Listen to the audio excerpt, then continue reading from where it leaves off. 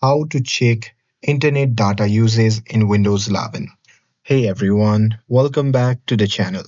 In today's video, I'll show you how to check your internet data usage on Windows.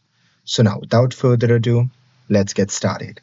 So here, first thing first, open the settings app on your PC.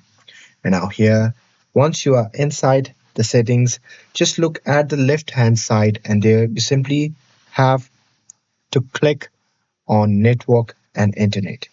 And now here in this section, you can simply scroll down and there you'll see the option labeled as advanced network settings. So simply click on it. And now here in this section, you'll see the option labeled as data usage. So just click on it and here you will see how much data your computer has used over the last 30 days.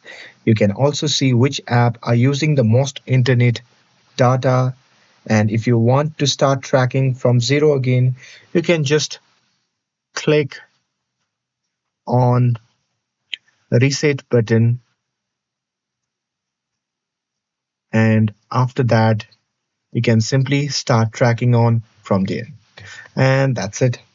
That's how you can check internet usage on Windows. And with this, if you found this video helpful, then don't forget to like, share, and subscribe to get updated for more videos. Thanks for watching, and I'll see you in the next video.